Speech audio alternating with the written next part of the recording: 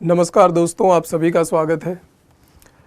उम्मीद है आप सभी का एग्ज़ाम अच्छा गया होगा और अब तक आपने जितने आंसर मिलाए होंगे उससे आप सबको काफ़ी सेटिस्फेक्शन मिली होगी। लेकिन अभी भी कुछ बातें ऐसी रह जाती हैं जिनके आंसर नहीं मिलते, जिनमें कन्फ्यूज़न रहती है या एक दूसरे से ही अभी वाद विवाद चल रहा होगा कि मेरा सही है तुम्हारा गलत है।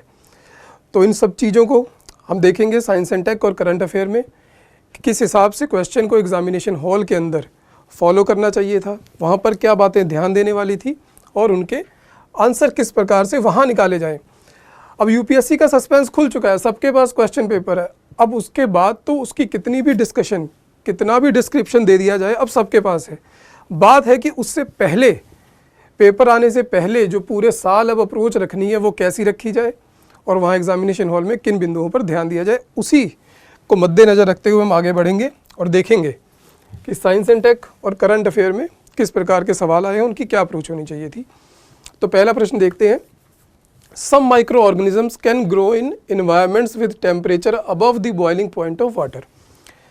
कुछ सूक्ष्म जीव ऐसे हैं कि जो पानी का बॉइलिंग पॉइंट है 100 डिग्री सेंटीग्रेड, उससे भी ऊपर तापमान पर रह सकते हैं। पहली स्टेटमेंट ये कह रहा है Some microorganisms can grow in environments with temperature below the freezing point of water। कुछ ऐसे माइक्रो ऑर्गेनिज्म भी हो सकते हैं कि जो पानी का जो फ्रीजिंग पॉइंट है 0 डिग्री सेंटीग्रेड, उससे भी नीचे जिंदा रह सकते हैं। तीसरा पॉइंट कह रहा है कुछ सूक्ष्मजीवी 3 से कम pH वाले अत्यंत अम्लीय वातावरण में पनप सकते हैं।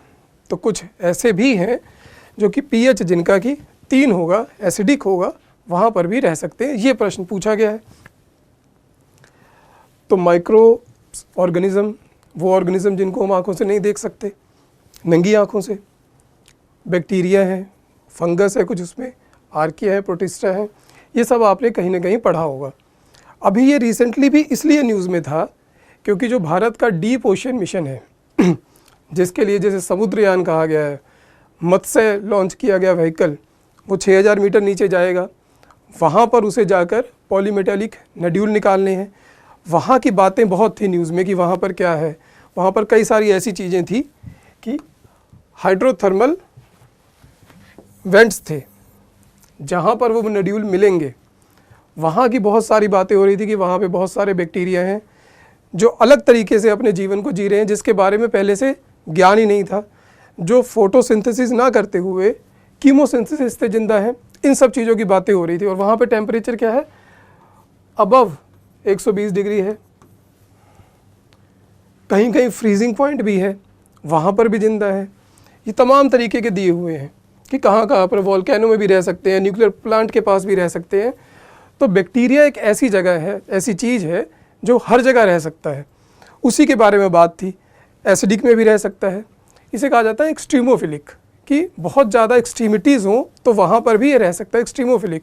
उसके बाद तो कई सारी डेफिनेशन है, एसिडोफिलिक है, एल्किनोफिलिक है, थर्मोफाइल है, बहुत सारी तमाम है। उस तरीके की डिस्क्रिप्शन में हम नहीं जाना चाहेंगे क्योंकि बड़ा हो जाएगा। सिंपल सवाल था। थोड़ी सी भी जिसने माइक्रो ऑर्गेनिज्म के बारे में पढ़ा है और थोड़ा सा भी करंट अफेयर के बारे में अगर सिर्फ हाइड्रोथर्मल वाला ही पता था तो भी समझ में आ जाता कि कहीं भी ये जिंदा रह सकते हैं। फ्रीज़र में भी रहते हैं कई बैक्टीरिया। तो उस प्रकार से क्या हुआ इसका आंसर, इसमें तीनों ही सही हैं। तो इसका आंसर है ऑल थ्री, तीनों ही स्टेटमेंट सही है। माइक्रो ऑर्गेनिज्म तीनों एक्सट्रीम टेम्परेचर पर रह सकते हैं। एक्सट्रीमोफाइल,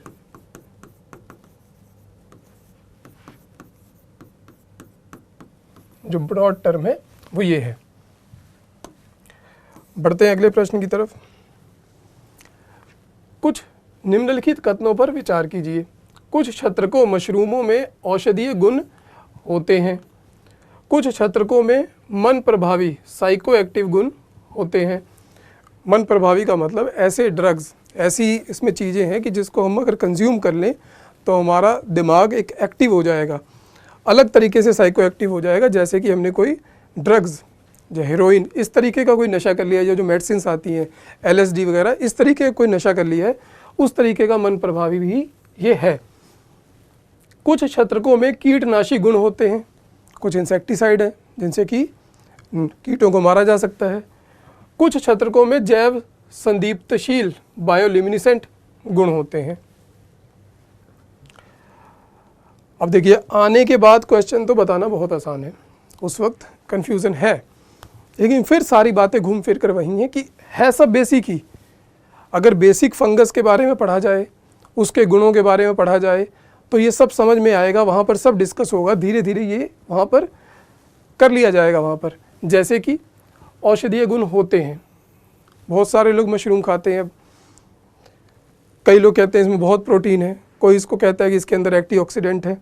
ये सब चीज़ें आम बोलचाल में चलती हैं। तो इससे एक बात तो समझ में आ रही है कि कुछ ना कुछ तो इसमें है, मेडिसिनल प्रॉपर्टीज़ तो है, लोग खा रहे हैं, कोई नुकसान नहीं कर रहा, फ़ायदा कर रहा है, महंगा बिकता है, खूब सारी हॉर्टिकल्चर इसका हो रहा है।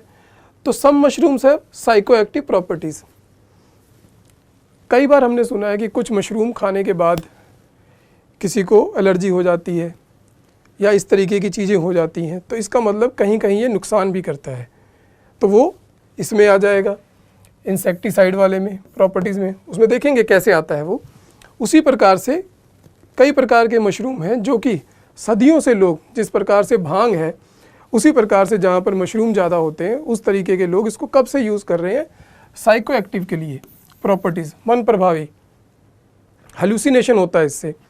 हेलुसिनेशन का मतलब है कि ऐसे वातावरण में व्यक्ति चले जाता है कि जहाँ पर कोई रियलिटी बचती नहीं है, कि रियलिटी बिल्कुल भी नहीं है, केवल स्वप्न है, एक हेलुसिनेशन है। तो वो प्रॉपर्टीज़ भी हैं इसकी। इंसेक्टिसाइड ऐसे है कि जो फंगस है वो स्पोर्स के द्वारा आगे अपना प्रजनन करती है। तो इसमें एक प्रॉपर्टी आई है कि अगर ये स्पोर्स कुछ जीवों में ये चले जाते हैं, पहले ये बुलाते हैं उनको, स्पोर्स खा लेते हैं वो, और उसके बाद वो उनके अंदर जाके जैसे ही बड़े होने लगते हैं उन कीटों की मृत्यु हो जाती है। उस प्रकार से इंसेक्टिसाइड के रूप में काम कर रहा है और इसको ग्रीन पेस्टिसाइड के रूप पर बहुत प्रमोट किया जा रहा है यूएस वगैरह में। और काफ़ी उम्मीद है कि ये जो केमिकल पेस्टिसाइड है उसको रिप्लेस कर सके, उस लेवल पर इसकी बात चल रही है। तो सब mushroom have bioluminescent properties. Bioluminescent क्या है कि कोई भी जीवित चीज़ अपने आप में से एक रोशनी छोड़े। रोशनी सभी छोड़ते हैं, इंफ्रारेड हमारी बॉडी से भी निकल रही है, लेकिन उन्हें हम नंगी आंखों से नहीं देख सकते।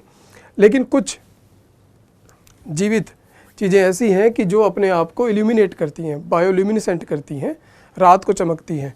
जो मशरूम है इसके केस में इसे कहा जाता है फॉक्स फायर। काफ़ी चमकते हैं, कई वैरायटी हैं, कुछ अभी भारत के नॉर्थ ईस्ट में भी मिली है, इसीलिए वो न्यूज़ में भी था ये सारे पॉइंट। तो इस तरीके से इसमें भी ऑल फोर सही है।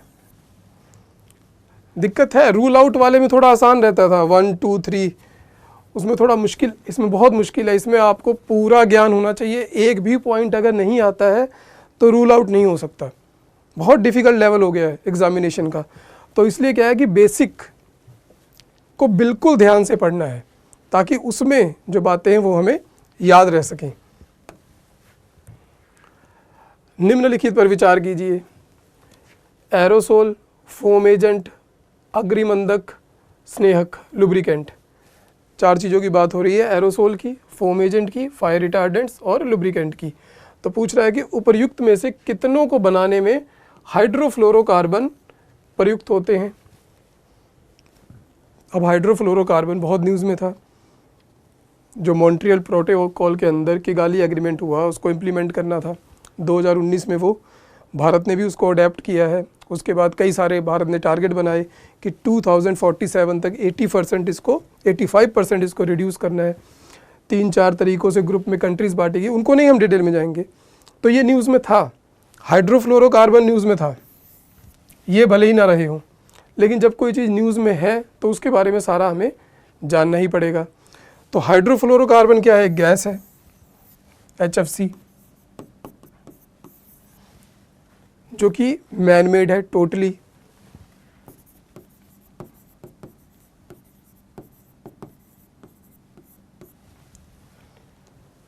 ये बनाई गई ताकि CFC जो क्लोरोफ्लोरोकार्बन थे, जिनसे कि ओजोन डिप्लीशन हो रही थी, उनको बंद करने के लिए ये बनाया गया। ये ओजोन डिप्लीट नहीं करता, लेकिन क्या करता है, ग्रीन हाउस गैस है।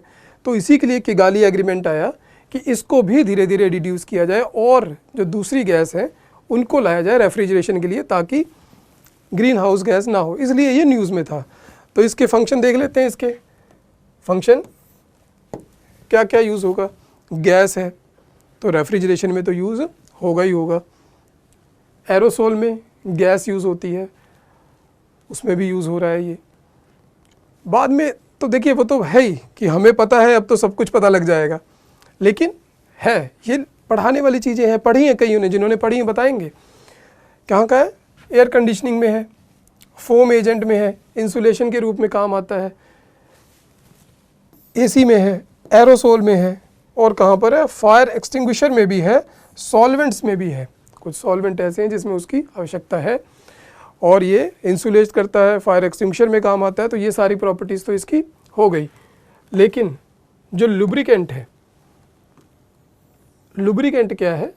ये काम आता है फ्रिक्शन से बचाने के लिए। गाड़ियों में पड़ता है, इंजन में पड़ता है, ताकि फ्रिक्शन कम रहे, उसके लिए विस्कस सब्सटेंस होता है। तो ये ज़्यादातर बनता है वेजिटेबल ऑयल,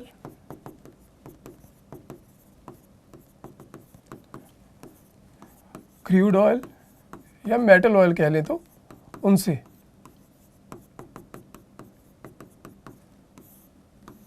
उन चीज़ों से। इसमें गैस का कोई रोल नहीं है। लुब्रिकेंट खुद जब ये गैस यूज़ होती है HFC, तो उसके साथ लुब्रिकेंट अलग से डाला जाता है ताकि उसकी मूवमेंट स्मूथ रहे, तो वो लुब्रिकेंट उसमें नहीं होता। तो इसका आंसर लुब्रिकेंट नहीं है, इसका केवल 1 2 3 है, ओनली 3।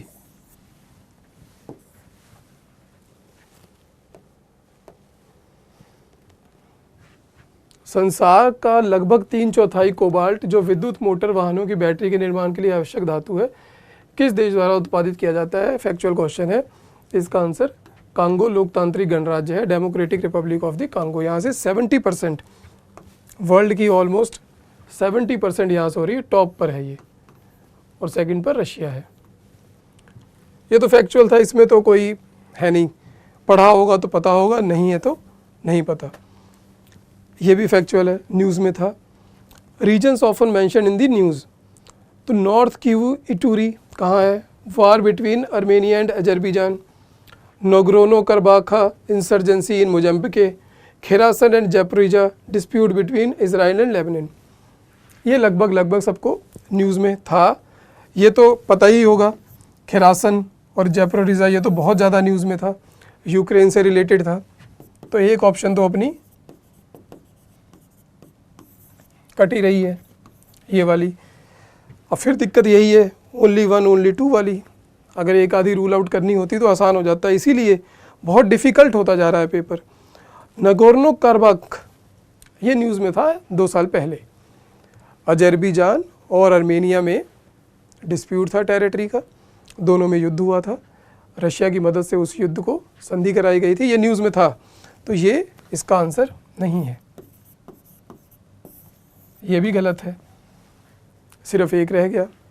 ये थोड़ा डिफ़िकल्ट था, नॉर्थ की वीटूरी नहीं पता, किसी को भी कहा है, पर जिसको ये पता था कि वार बिटवीन आर्मेनिया अजरबैजान में ये नहीं था, ये था, वो इसको रूल आउट कर सकता था, क्योंकि इसका आंसर है डेमोक्रेटिक रिपब्लिक ऑफ कॉन्गो।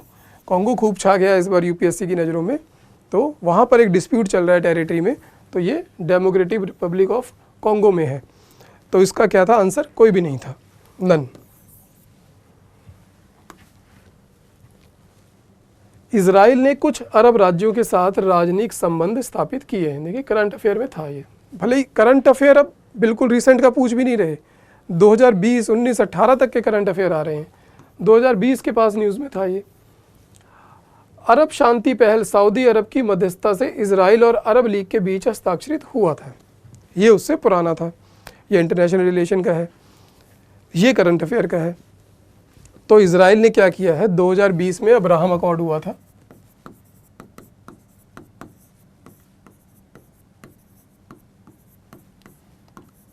जिसमें यूएई और बहरीन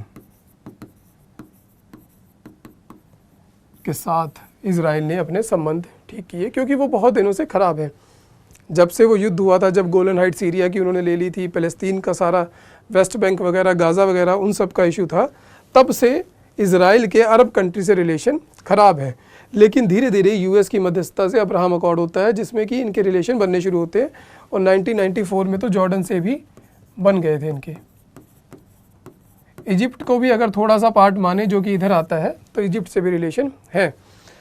तो ये थे। लेकिन जो अरब पीस इनिशिएटिव है, ये mediated by exact Saudi Arabia तो नहीं था, ना ही ये अरब लीग के द्वारा था, ना ही ये साइन हुआ है। क्योंकि इसमें क्या इनिशिएटिव था? इसमें था कि जितनी भी प्रॉब्लम है फ़लस्तीन की, वो सॉल्व कर दी जाए। जो गोलन हाइट्स है वो सीरिया को वापस कर दी जाए, जो वेस्ट बैंक है उसको डीऑक्यूपाई कर दिया जाए कि इसराइल वहाँ से हट जाए, गाज़ा है उसको छोड़ दिया जाए, यरूशलेम की जिसका लड़ाई है कि ईस्ट और वेस्ट उसकी राजधानी बनाई जाए, उसे बना दिया जाए। तो इतनी सारी बातों को इज़राइल मानने के लिए तैयार नहीं था, तो ये कभी भी साइन नहीं हुई। और सऊदी अरेबिया उसमें बहुत इंटरेस्टेड था कि हो, मेन अरब लीग चाहती थी ओवरऑल कि ये सब हो जाए। तो स्टेटमेंट ये पार्शली सही है, साइन नहीं हुई बस। ठीक है, तो इसका आंसर क्या है? Which one of the following correct in respect of above statement? ये क्वेश्चन भी बहुत आए हैं। तो पहली सही है स्टेटमेंट, दूसरी गलत है। तो statement 1 is correct but statement 2 is incorrect. तो इसका सी आंसर है। ये भी फैक्चुअल था, पढ़ा हुआ है तो है, वहाँ पर डिडक्ट करना मुश्किल हो जाता है जिनके बारे में ना पता हो। वैसे लगभग बहुत कॉमन है, ये सुने होते हैं। इशू थोड़ा सा इसमें था, चौथे में। तो मेजर ध्यानचंद खेल रत्न अवार्ड क्या है? टॉप मोस्ट इंडिया का स्पोर्ट्स अवार्ड है, जो पहले राजीव गांधी था, फिर केवल खेल रत्न हुआ, फिर जिसे मेजर ध्यानचंद कर दिया गया। किसी खिलाड़ी द्वारा पिछले 4 वर्षों की अवधि के दौरान सबसे शानदार और उत्कृष्ट प्रदर्शन के लिए, ये स्टेटमेंट सही है।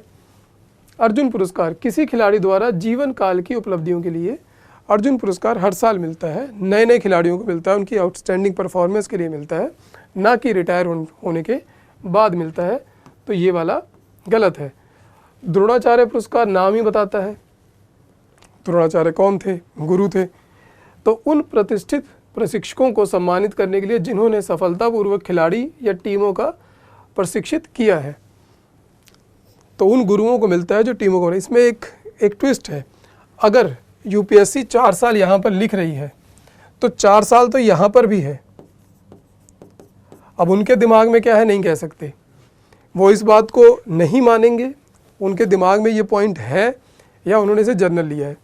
अगर 4 वर्ष मानेंगे तो फिर ये स्टेटमेंट गलत हो जाएगी, 4 वर्ष नहीं लिखा। लेकिन सामान्य सी बात है, शायद उनका मंतव्य ये नहीं था इसको मानना कि 4 वर्ष इसमें डालना, और यही पूछना चाहते थे।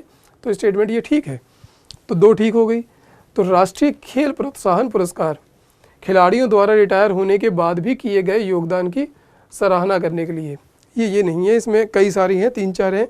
यूथ को ताकतवर बनाना, स्पोर्ट्स में उसको आगे लाना, CSR कॉरपोरेट सोशल रिस्पॉन्सिबिलिटी के अंदर जो कॉरपोरेट स्पोर्ट्स को प्रमोट कर रहे हैं उसके लिए अवार्ड है। तो इन सब चीज़ों के लिए है, ना कि बाद में किए गए योगदान की सराहना करने के लिए। तो ये भी एक हिस्सा रहता है स्पोर्ट्स वाला, बहुत निगलेक्टेड रहता है। इनके बारे में कोई नहीं पढ़ता कि मेजर ध्यानचंद के क्या क्राइटेरिया है, नहीं ध्यान देता व्यक्ति। लेकिन इन्होंने प्रश्न पूछा है, तो वही बात बार बार आ रही है कि बहुत बेसिक लेवल पे जाते हैं, कोई हाई फाई नहीं। चूक हमसे होती है पढ़ने में, हम उस चीज़ को इग्नोर करते हैं। तो इसका पहला सही है, दूसरा सही, तीसरा सही है। तो इसका है ओनली 2, बी आंसर हो गया इसका, ओनली 2। आगे बढ़ते हैं। बहुत ज़्यादा न्यूज़ में था ये। 44th शतरंज ओलंपियाड 2022 के बारे में निम्नलिखित कथनों पर विचार करें। कोई नहीं ध्यान देता, होता है न्यूज़ में आता है, सबको लगता है कि चेस के बारे में कौन देखेगा, क्रिकेट के बारे में देख लेते हैं। न्यूज़ के एंगल से नहीं समझ में आता कि क्या पूछ सकते हैं। यह पहली बार था जब शतरंज ओलंपियाड भारत में आयोजित किया गया है। पूरा न्यूज़ में था कि हाँ पहली बार है, चेन्नई में हो रहा था। इससे के अधिकृत शुभंकर को तांबी नाम से दिया गया था। ये भी था, बहुत रेयर किसी ने ध्यान दिया होगा, एक दिन पढ़ा होगा फिर उसके बाद भूल गए होंगे। लेकिन ये तांबी ही था, थाम्बी करके, तमिल में ही है भाषा में। ये थोड़ा डिफ़िकल्ट पार्ट था, इतना डिटेल में कोई नहीं पढ़ता है। ओपन सेक्शन में जीतने वाली टीम के लिए ट्रॉफी वेरा मैंचिक कम होती है, शायद कुछ यहाँ पे हिंदी में टाइपिंग में गड़बड़ हो गई है। The trophy for the winning team in the open section is the Vera Menchik cup.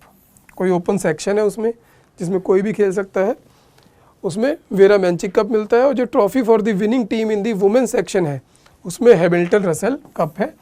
कुछ नहीं, सिर्फ इन्होंने खेल कर दिया, ये यहाँ पर आना चाहिए था, यहाँ पर आना चाहिए था, इस कारण से ये दोनों स्टेटमेंट गलत हो गई। ये थोड़ा सा डिफ़िकल्ट पे था, इतना तो याद कर लेता है कोई, इसको नहीं ध्यान दे पाता। तो इसका 1 और 2, ओनली 2, बहुत डिफ़िकल्ट पैटर्न है ओनली 1 ओनली 2 में। सारे पॉइंट याद करना बहुत मुश्किल है। फिर एक क्वेश्चन है भाई एरिया ऑफ कन्फ्लिक्ट, 2 क्वेश्चन आ गए ऐसे। Country where it is located, तो डॉनबास न्यूज़ में, पूरा न्यूज़ में था, ऐसी बात नहीं है कि नहीं था। तो एक तो ये रूल आउट हो ही रहा है, सीरिया में नहीं है। काचिन ये म्यांमार में है, यहाँ पे काफ़ी सालों से, कई दशकों से वहाँ पर विद्रोही हैं। काचिन एक ट्राइब है, वो अपना विद्रोह कर रही सरकार के खिलाफ, म्यांमार में है। टिगारे ये इथोपिया में है, ये भी एक जनजाति है जो वहाँ पर शासन कर रहे हैं, सरकार है उसके विरुद्ध है। अब ये क्वेश्चन दोबारा तो आने नहीं, लेकिन बात है कि इस तरीके के जितने भी कन्फ्लिक्ट आए उनकी लोकेशन कहाँ हैं, उनको ज़रूर अलग पेज पे अपने लिखते चलें, क्योंकि पूरे साल में ऐसी रोज़ न्यूज़ आती है, इकट्ठा याद नहीं रह सकते। तो अगर इनको सेपरेट कर लिया जाए, उनको देख लिया जाए कहाँ पर हैं, तो बहुत आसानी रहेगी, क्योंकि ये हर साल आएंगे, नई चीज़ें इस बार भी होंगी, पूरे साल में कहीं ना कहीं कन्फ्लिक्ट होगा, उसे हमें याद करना पड़ेगा। मैप बेस्ड क्वेश्चन है, ये करंट अफेयर है, इसके लिए कोई पढ़ाई नहीं हो सकती, कुछ समझा नहीं जा सकता, केवल दिमाग से याद रखना पड़ेगा। इसका आंसर हम निकाल लेते हैं। इसमें भी तीनों गलत हो गए, नन, इसका आंसर है डी। हाल के वर्षों में चाड, गिनी, माली और सूडान ने निम्नलिखित में से किस एक कारण से अंतर्राष्ट्रीय ध्यान आकर्षित किया जो इन सभी देशों से संबंधित है? दुर्लभ मृदा तत्वों से समृद्ध निक्षेपों की खोज, चीनी सैन्य बेस का स्थापित होना, सहारा मरुस्थल का दक्षिणाभिमुखी प्रसार, सफल तख्ता पलट। न्यूज़ में इन सारी बातों करके रहता ही रहता है वो, लेकिन इन कंट्रीज़ में किस लिए हुआ? वही बात फिर से कि ये इंटरनेशनल रिलेशन, इंटरनेशनल न्यूज़ उसमें से रिलेटेड है। यहाँ पर ये सारी चीज़ें जो इन देशों में हुई हैं,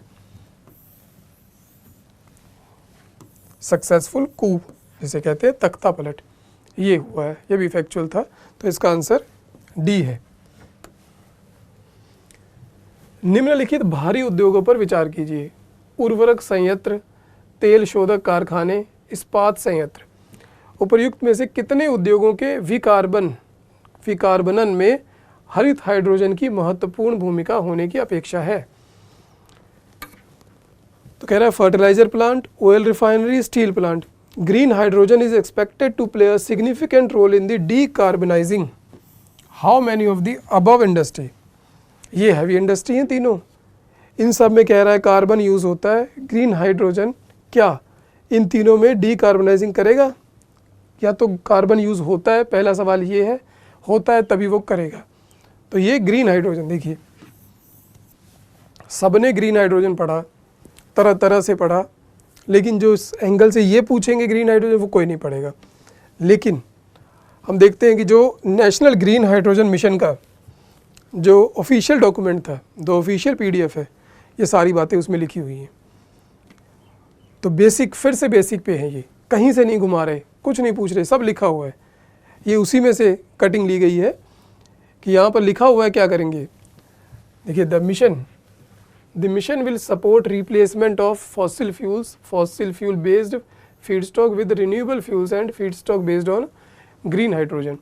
तो फॉसिल फ्यूल को ग्रीन हाइड्रोजन करेंगे, ये तो बात समझ में आती है। उसके बाद लिख रहा है this will include replacement of hydrogen produced from fossil fuel, कि जो हाइड्रोजन अभी तक फॉसिल फ्यूल से हो रही थी, कि ग्रीन हाइड्रोजन कैसे है, रिन्यूएबल सोर्स से होगी, इलेक्ट्रोलाइजर में यूज़ होगी, वहाँ से निकलेगी। Fossil fuel sources with green hydrogen in ammonia production, जो फर्टिलाइज़र में यूज़ होगा।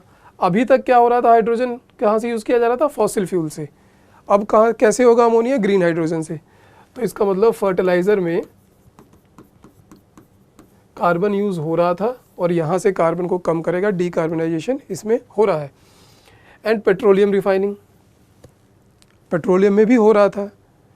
और वहाँ पर पेट्रोलियम में क्या है, जब सल्फर उसका रिड्यूस करते हैं तो वहाँ पर हाइड्रोजन का यूज़ होता है। वो अभी तक कहाँ से ले रहे थे, फॉसिल फ्यूल से ले रहे थे। देखिए दो तो यहीं लिख दिए उन्होंने। तो ऑयल रिफाइनरी में भी यूज़ हो रहा है। Blending green hydrogen in city gas distribution system, ये भी एक क्वेश्चन है, 2 क्वेश्चन आए ग्रीन हाइड्रोजन पे, आगे आएगा वो। सिटी गैस डिस्ट्रीब्यूशन सिस्टम में ब्लेंडिंग, यही वो कह रहा था उस लाइन से लिख रखा है खुद के पीडीएफ में, production of steel with green hydrogen. Fossil fuel लिखने के बाद उसने सारी लाइन लिख दी कि फॉसिल फ्यूल को ख़त्म करके हम क्या क्या करेंगे। तो steel with green hydrogen and use of green hydrogen derived synthetic fuels including green ammonia, green methanol, और क्या करेंगे, various sector including mobility, shipping, aviation, सब जगह पर यूज़ करेंगे। तो कितनी सारी बातें सिर्फ एक पैराग्राफ में लिख दी हैं, बेसिक खुद की पीडीएफ में। कहीं से कुछ माथा मारने की आवश्यकता ही नहीं थी अगर हम बेसिक पे स्टिक रहेंगे। फेज़ 2 में कह रहा है क्या करेंगे, इसमें वही है चीज़ें। Expected to become a competitive with fossil fuel based alternatives in refinery and fertiliser, बार बार लिख रहा है उसमें। 10-12 पेज का ये पीडीएफ है, अगर ये पढ़ा जाता तो 2 क्वेश्चन ऑटोमेटिक सॉल्व हो जाते। फेज अलोइंग, उसके बाद कह रहा है मोबिलिटी एंड शिपिंग सेक्टर में सारी चीज़ों में यूज़ करेंगे ग्रीन हाइड्रोजन को। लेकिन हम सब ने किस पर फोकस रखा, इस पर कि क्या करेंगे, ये सबको याद था। 5 million metric ton per annum निकालेंगे, रिन्यूएबल एनर्जी 125 गीगावाट करनी है, इतने करोड़ का इन्वेस्टमेंट करना है, इतनी जॉब निकालनी है, इतना इसको कम करेंगे। सबका ध्यान इसी पे था। और वो सवाल कहाँ से पूछेंगे जिस पर ध्यान नहीं है, तो उसी में था, उन्हीं की पीडीएफ में था। आइए देखते हैं क्या आंसर निकलता है उसका। ये तो हमने देख ही लिया, ये देख ही लिया। देखिए तीनों चीज़ें लिख रखी थी, खुद ही लिख रखा था क्या करने के लिए। इवन टर्म भी यूज़ कर रखी है, डीकार्बनाइजेशन। देखिए, the second phase activities would enhance penetration across all potential sector to drive deep decarbonisation of the economy. जो सारी चीज़ें कर रहे हैं उससे ये डीकार्बनाइज करेंगे। और इसमें क्या हो गया फिर हमारा आंसर, ऑल 3, यही सही है। सिर्फ मैं तो ये बताना चाह रहा हूँ कि आंसर आने के बाद तो इसको जितना मर्जी डिस्कस कर लो, पूरा ग्रीन हाइड्रोजन पढ़ा दो चाहे यहाँ पर बैठ के, क्या होगा उससे। बात है कि नेक्स्ट ईयर जिनका पेपर थोड़ा अच्छा नहीं गया, जो कन्फ्यूज़न में है अभी, या जो नए लोग तैयारी कर रहे हैं, उन्हें पेपर से क्या सीख लेनी है कि हमें stick to the basic information ज़रूर पढ़नी है। जो गवर्नमेंट ऑफ इंडिया अपनी साइट पर कोई मिशन लॉन्च करती है उसकी डिटेल पीडीएफ लेकर उसको डिटेल करना है, उसको खुद पढ़ना है। सेल्फ स्टडी थोड़ी सी करनी ही पड़ेगी आपको, साथ में गाइडेंस चाहिए कोचिंग की कि पढ़ना क्या है, उसके लिए कोचिंग चाहिए। सेल्फ स्टडी तो इम्पॉर्टेंट है ही। Consider the following statements about G20. G20 group was originally established as a platform for the finance minister and central bank governors to discuss the international economic and financial issue. कह रहे G20 group की जो शुरुआत हुई थी वो हुई थी मूल रूप से किस लिए, वित्त मंत्रियों की और केंद्रीय बैंक के गवर्नर द्वारा अंतर्राष्ट्रीय आर्थिक और वित्तीय मुद्दों पर चर्चा के मंच के रूप में की गई थी। तो एशिया में एक मंदी आई थी 1990 के अंत के दशक में, 99 में ऐसे ही शुरुआत हुई थी, ये फैक्चुअल था, जिसने G20 बहुत न्यूज़ में था, इसके बारे में क्वेश्चन आना लाजमी था, वो आया भी, ये पूरा न्यूज़ में था। तो बेसिक जिसने पढ़ा उसको ये पता है, ठीक है। तो ये था, ये स्टेटमेंट है। ये digital public infrastructure is one of the India's G20 priorities. अब प्रायोरिटीज़ क्या थी G20 की, सबने देखा लोगो है, लोगो में लोटस है, क्या क्या है क्या नहीं है, कहाँ क्या हो रहा है, कश्मीर में गए क्या हुआ। लेकिन गवर्नमेंट ने खुद दे रखा है G20 इंडियाज़ की प्रायोरिटीज़। कुछ नहीं कर रहे, सीधा लाइन उठा रहे हैं, technological transformation, digital public infrastructure. कोई उन्होंने मेहनत नहीं की, कहीं से डीप कुछ नहीं उठाया, सीधा जो था, जो उनके ये 6 प्रायोरिटीज़ थी उन्हीं में से एक को पूछ लिया। 2-3 और भी पूछ सकते थे, क्या क्या है, ग्रीन डेवलपमेंट करनी है, क्लाइमेट चेंज है, life accelerating progress on sustainable development goal, reforming multilateral institution, women lead development, inclusive resilient growth, इस तरीके के सारे दावे हैं। और उसमें एक था technological transformation and digital public infrastructure, कि जो पब्लिक इंफ्रास्ट्रक्चर है सारा वो डिजिटल हो जाए ताकि उसे स्मूथ तरीके से उस पर काम हो, सड़कों पर, रेल पर, शहरों का जो सारा सिस्टम है वो सारा डिजिटल हो जाए। तो इसका आंसर क्या निकला, दोनों सही हैं। गिवन अबव इज करेक्ट, तो 1 और 2। ये सी है, यहाँ पर प्रिंटिंग है गलत, सी 1 और 2, बोथ 1 और 2। निम्नलिखित कथनों पर विचार कीजिए। स्विट्जरलैंड मूल्य के आधार पर स्वर्ण के अग्रणी निर्यातकों में से एक है। ये भी फैक्चुअल है, कोई इसमें जिसने पढ़ा है, नहीं है तो नहीं पता। तो Switzerland is one of the leading exporter of gold in terms of value, तो था ये, पता नहीं 87 बिलियन डॉलर की इसने की है, एक्सपोर्ट किया है। ठीक है, तो अगला है, स्विट्जरलैंड के पास विश्व का दूसरा विशालतम स्वर्ण निचय रिजर्व है, कि सबसे दूसरे नंबर पे गोल्ड रिजर्व है। अब गोल्ड रिजर्व में 2 बातें हैं, क्या ये माइन के रूप में जो नेचुरल पड़ा है उसकी बात हो रही है, या जो बैंक के पास पड़ा है उसकी बात हो रही है। 2 तरह के से रिजर्व है, एक सेंट्रल बैंक के पास है, एक दूसरे के पास है। तो जो माइन वाला है उसमें माइन रिजर्व वर्ड यूज आएगा। यहाँ पर जो बात हो रही है वो बैंक के पास जो रिजर्व है उसके हिसाब से बात हो रही है, जो सेंट्रल बैंक के पास रिजर्व है। तो उसमें क्या है, स्विट्जरलैंड जो है वो 7वें नंबर पर है, पहले नंबर पर यूएसए है, उसके बाद जर्मनी है, उसके बाद इटली है, ऐसे तमाम है, वो तो मिल जाएंगे। अब तो फैक्चुअल था, इस तरीके की चीज़ों को भी कोई फॉलो नहीं करता। तो हमें अपने व्यू को पढ़ते टाइम, न्यूज़पेपर को, मैगजीन्स को, उनको पढ़ते हुए हमें ध्यान में रखना है कि किस तरीके से यूपीएससी सवाल पूछ सकती है, कहाँ कहाँ तक उनकी पहुँच है, क्योंकि यूपीएससी दिन ब दिन और कठिन होती जा रही है और उतनी ही आपको तैयारी कठिन करनी पड़ेगी अपनी। आसान तैयारी से अब यूपीएससी नहीं निकल सकता। Recently the United states of America and the European union have launch the trade and technology council, फिर से करंट अफेयर का है। तो ये सही है statement. Trade and technology council European Union और यूएसए ने आपस में की है। The USA and the EU claim that through this they are trying to bring technology progress and physical productivity under their control। क्या कह रहा है, इसके अंदर क्या करेंगे, संयुक्त राज्य अमेरिका और यूरोपीय संघ यह दावा करते हैं कि इसके माध्यम से तकनीकी प्रगति और भौतिक उत्पादकता को अपने नियंत्रण में लाने का प्रयास कर रहे हैं। थोड़ा सा इसमें कॉमन सेंस था कि क्या आज के समय में फिज़िकल प्रोडक्टिविटी को अपने कंट्रोल में लाना पॉसिबल है किसी भी 2 सेटअप के लिए, जहाँ पर फ्री ट्रेड, इन तरीक़ों की बात हो रही है, ग्लोबलाइज्ड इकोनॉमी की बात हो रही है, वहाँ पर कोई इस चीज़ को कंट्रोल करना चाहेगा तो वो थोड़ा सा मुश्किल हो जाता है। अगर उस चीज़ को दिमाग में रख के कर दें तो ये स्टेटमेंट गलत रूल आउट करनी आसान थी, और जिन्होंने पढ़ा था उनको तो पता ही था, नहीं पढ़ा था वो इतना सोच सकते थे कि भौतिक उत्पादन को अपने नियंत्रण में रखना या तकनीकी प्रगति को अपने नियंत्रण में रखना कैसे है। उसके लिए तो अलग से, टेक्नोलॉजी के लिए तो अलग से रेजीम है, कई सारी मिसाइल टेक्नोलॉजी वाली, वासेनार और ये सारी, ऑस्ट्रेलिया ग्रुप, ये सब करते हैं इस तरीके की अलग अलग चीज़ों के लिए, टेक्नोलॉजी के लिए। तो ये स्टेटमेंट जो है ये गलत है। ये आपस में कॉपरेशन के लिए है, कैसे और लोगों को भला किया जा सके, कैसे नई टेक्नोलॉजी को आपस में और एक्सचेंज किया जा सके, उन चीज़ों के लिए ये की गई है, ना कि कंट्रोल करने के लिए, मोनोपोली स्थापित करने के लिए नहीं की गई। तो ये स्टेटमेंट गलत है। तो statement 1 is correct but statement 2 is incorrect. तो इसका आंसर सी हो गया। यस।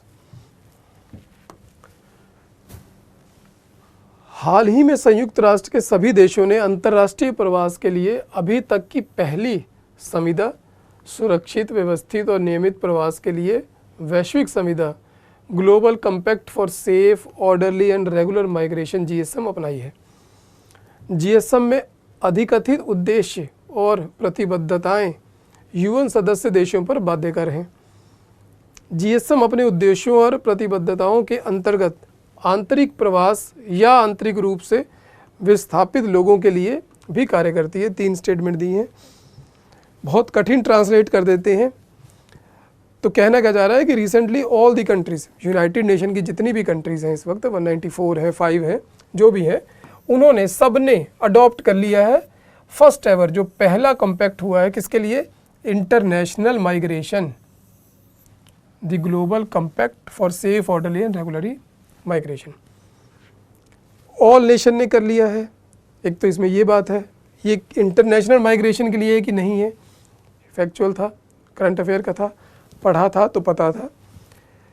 तो रिसेंटली लगभग सभी देशों ने कर ली है, ये ऑल लिखा है और ऑल ने कर ली है। 2018 में ये अडॉप्ट किया गया था असेंबली में, उसके बाद धीरे धीरे, शुरू में अपोजिशन थी कुछ यूरोपियन कंट्री की, यूएसए की भी, लेकिन धीरे धीरे टर्म्स एंड कंडीशन पर करते करते उन्होंने इसको अडॉप्ट कर लिया। तो ये हो गया अडॉप्ट, फर्स्ट एवर है कि इंटरनेशनल लेवल पे जो माइग्रेशन होती है उसको कैसे कंट्रोल किया जाए, ये देखेगा।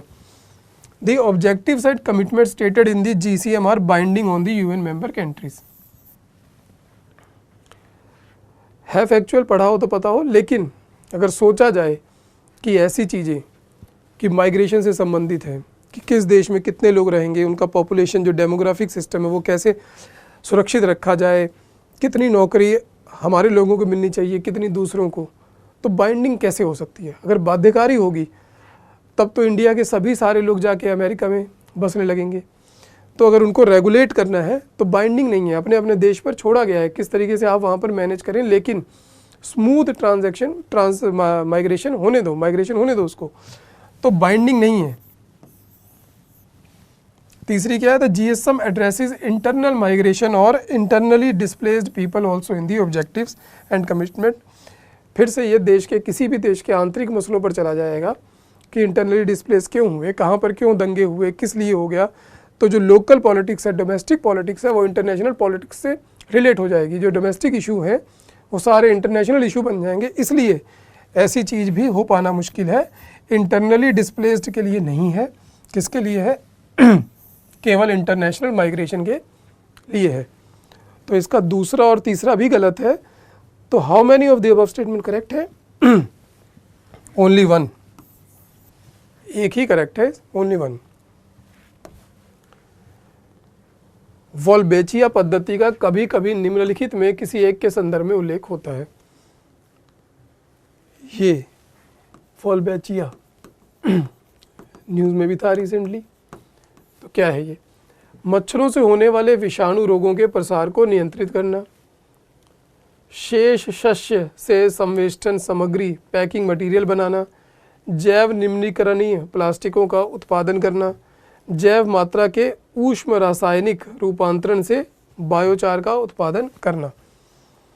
तो क्या कह रहा है कि एक तो वायरल डिसीज़ को रोकना है जो कि मॉस्किटो से स्प्रेड होती है, या तो ये होता है वॉल्बेचिया, या converting crop residues into packing material, कि जो बच जाती है, जिसको स्टबल बर्निंग हम कहते हैं कि बच गया सारा ये, उसको पैकिंग मटेरियल बदलना है। या प्रोड्यूसिंग बायोडिग्रेडेबल प्लास्टिक है, producing biochar from thermochemical conversion of biomass. देखिए इसमें रूल आउट करना कोई पॉसिबल नहीं है।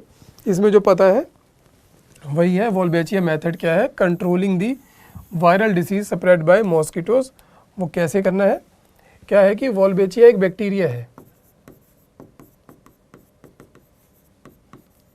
जो कि लगभग 60% जो कीट है उनमें होता है, लेकिन जो डेंगू, जीका, चिकनगुनिया, इन सारे वायरस को स्प्रेड करता है जो मॉस्किटो एडिस एजिप्टी,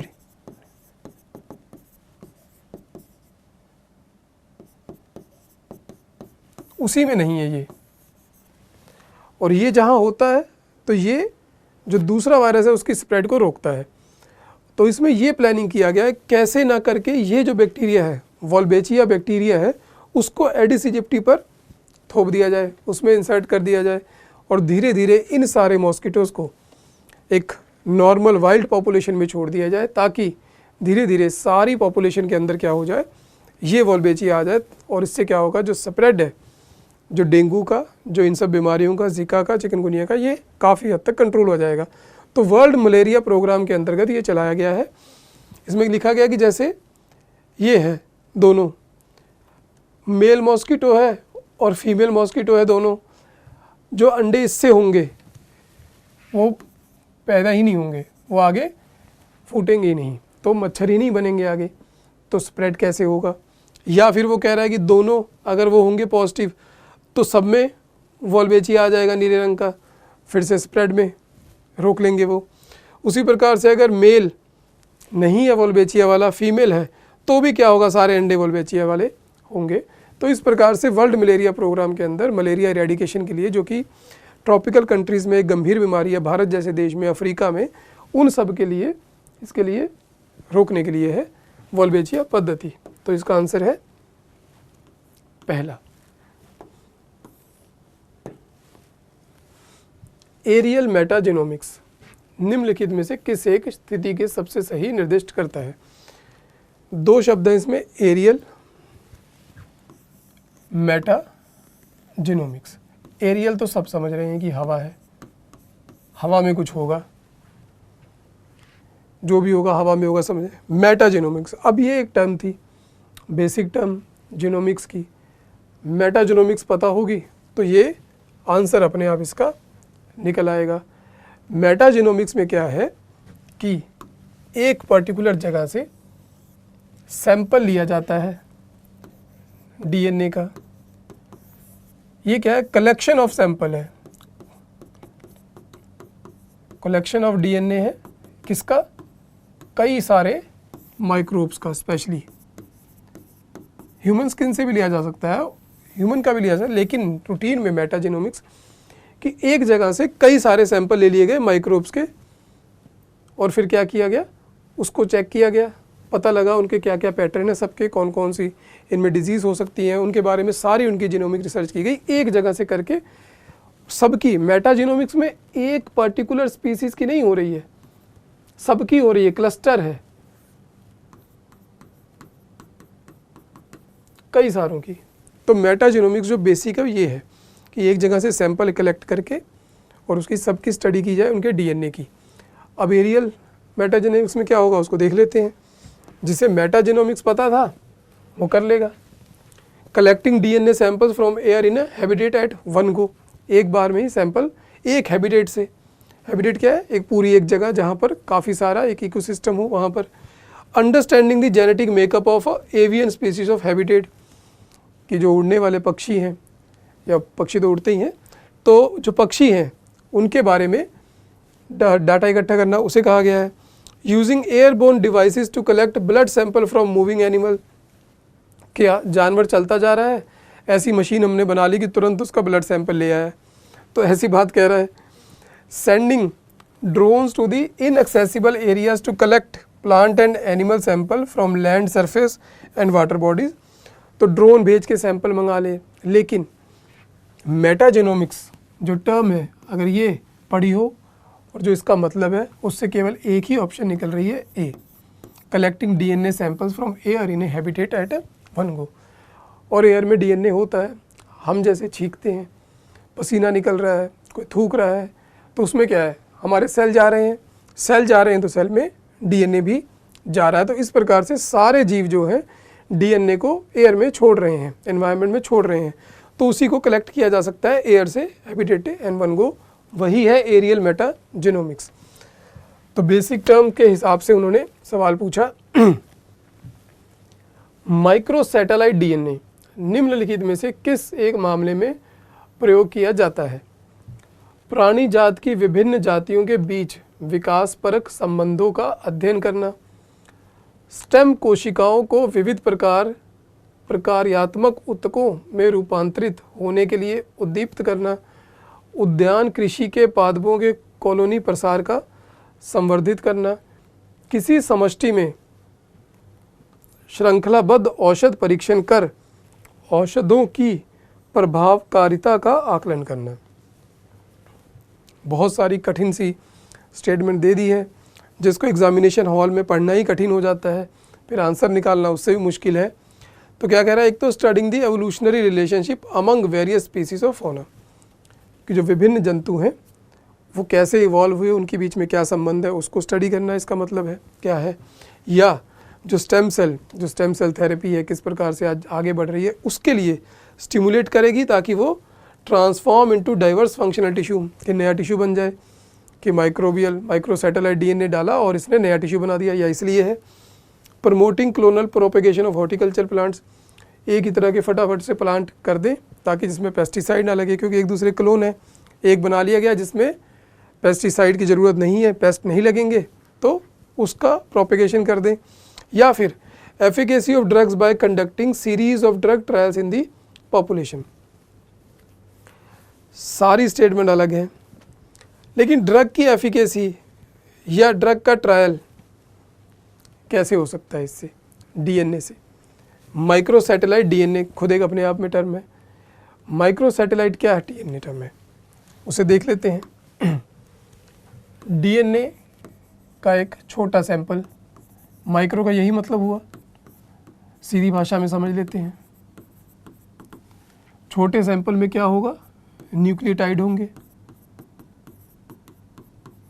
जो बेस पेयर होते हैं, एडेनिन, गुआनिन, थायमिन, ये सारे पढ़े हुए हैं आपने, साइटोसिन, तो न्यूक्लियोटाइड है। ये बेस पेयर रिपीट होते हैं बार बार, यही बेस पेयर हैं। तो छोटा सा सैंपल ले लिया, एक बिल्कुल किसी डीएनए का छोटा सा सैंपल ले लिया, उसको देख रहे हैं क्या हो रहा है, उसको चेक कर रहे हैं, तो देख रहे हैं कि बार बार वो प्रेजेंट हो रहा है डीएनए में, पर्टिकुलर लोकेशन पे बार बार आ रहा है वही। तो इसका मतलब उसको माइक्रोसैटेलाइट डीएनए कहा गया, कि वो डीएनए बार बार आ रहा है, एक सैटेलाइट की तरह है, बार बार आता जा रहा है, माइक्रो लेवल पर, छोटे लेवल पर। और क्या है, वो नॉन कोडिंग है। इसका मतलब डीएनए जो प्रोटीन बनाने के लिए काम करता है वो ये नहीं बना रहा, अमाइनो एसिड के लिए कोई इसमें कोड नहीं है और नहीं बना रहा, तो ये कर क्या रहा है, और यही ज़्यादा है, ये ऑलमोस्ट 98% के आसपास है नॉन कोडिंग वाला। कोडिंग वाला 2% है, जो कि सारी बॉडी के टिश्यू बना रहा है, प्रोटीन बना रहा है, जिससे हमारी सारी बॉडी का सिस्टम चल रहा है।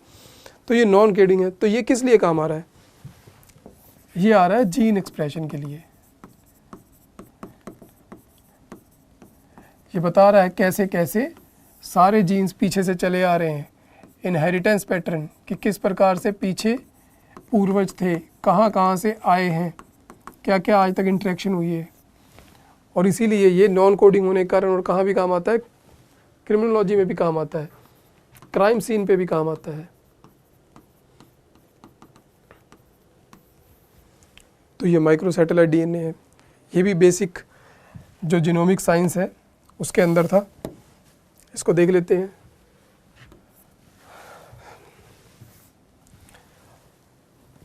चलिए, ये तो नहीं है ड्रग वाला, तो क्योंकि ड्रग के लिए जो एफिकेसी है उसको ट्राई करने के अलग बायोकेमिकल टेस्ट वगैरह है, उसको देखना है, उससे इसका डीएनए का कोई लेना देना नहीं है। Promoting clonal propagation of horticulture plants.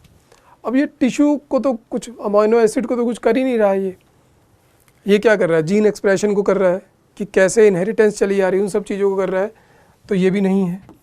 Stimulating stem cell to transform into diverse functional tissue. Protein की तो उसके पास कोडिंग ही नहीं है, नॉन कोडिंग डीएनए है, इसको नहीं बता सकता वो। Studying the evolutionary relationship among various species of fauna. विभिन्न जंतुओं में जो रिलेशनशिप है वो क्या है, वो कौन कैरी कर रहा है, वो नॉन कोडिंग डीएनए ही कैरी करता आ रहा है, जो कि 98% ऑफ दी डीएनए है। हर सेल में डीएनए उसका 98% इसी काम में लगा हुआ है, जीन एक्सप्रेशन, इन सब चीज़ों को कैरी करता आ रहा है रिलेशन। तो इसके लिए क्या काम आता है, माइक्रोसैटेलाइट डीएनए जो बार बार प्रेजेंट हो रहा है। तो इसका आंसर हो गया ए, एवोल्यूशनरी चीज़ों को स्टडी करेगा।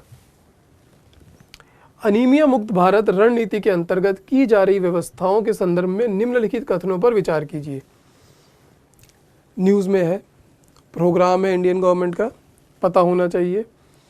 इसमें स्कूल जाने से पूर्व के, पहली बात तो क्या है, किसके बारे में बात हो रही है, अनीमिया मुक्त। अनीमिया क्या है पता होना चाहिए। लगभग मैं समझता हूँ कि सब यूपीएससी का एग्ज़ाम देने वाले सभी बच्चों को अनीमिया के बारे में तो पता होगा। अनीमिया क्या है? अनीमिया एक ऐसी बीमारी है जहाँ पर हीमोग्लोबिन कम हो जाता है। हीमोग्लोबिन कम किस लिए होता है? जब शरीर में आयरन की कमी हो जाती है। और हीमोग्लोबिन कम होने से क्या होगा, जो हमारे ब्लड सेल सर्कुलेशन है रेड ब्लड सेल की, उसमें जो ऑक्सीजन कैरी करने की शक्ति है वो कम होती जाएगी। वो कम होती जाएगी तो शरीर कमज़ोर होता जाएगा, थका थका महसूस करेगा।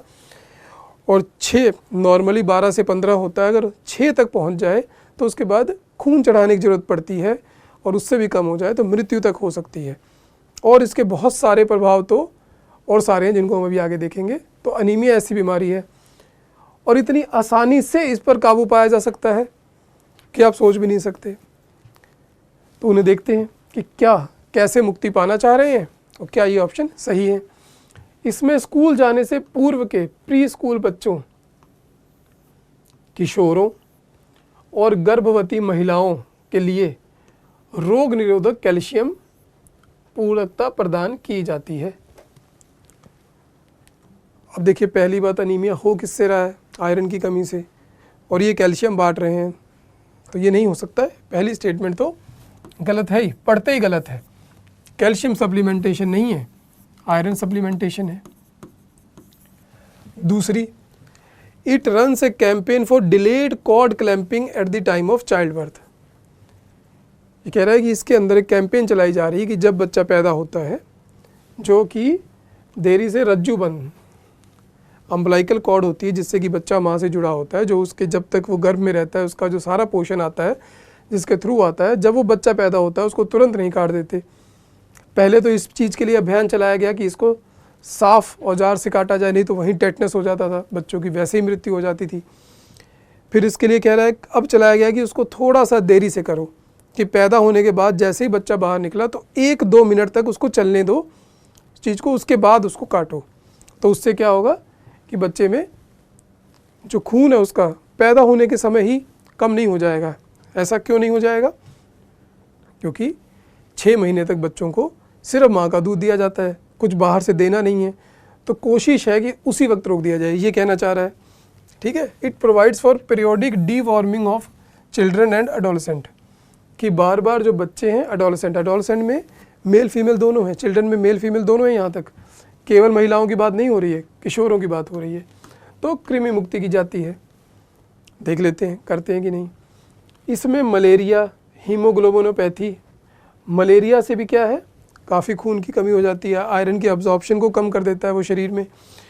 हीमोग्लोबिनोपैथी का मतलब है ऐसी बीमारियाँ जो कि हीमोग्लोबिन जिनमें ढंग से नहीं बनता, या आरबीसी जी हैं वो सही नहीं रहते, जैसे थैलेसीमिया एक्सेट्रा बीमारी हैं, उनकी बात हो रही है, थैलेसीमिया की बात हो रही है।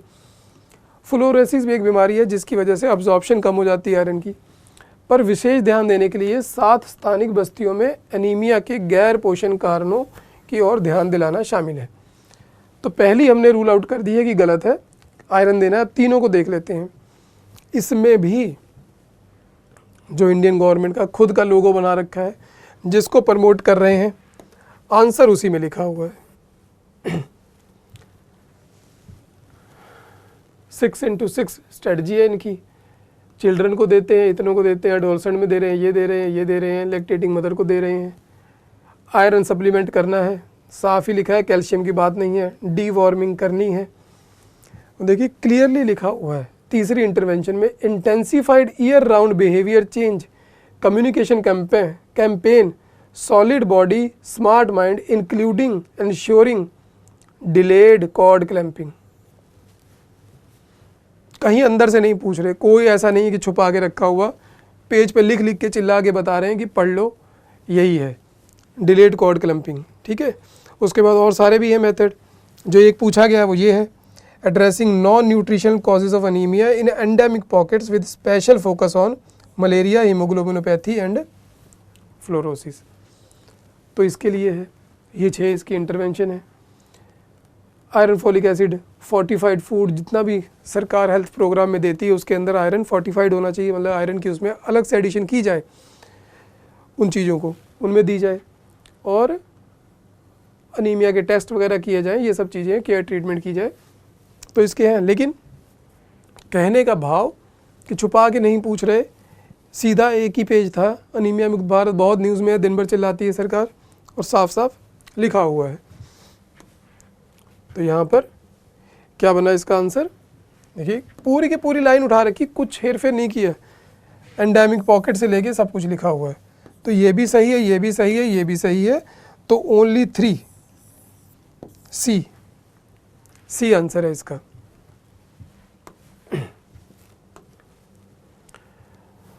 चलिए, ऑटोमोबाइल और एयरक्राफ्ट में प्रयुक्त होने वाला अवयवों के विनिर्माण में कार्बन तंतुओं का इस्तेमाल होता है।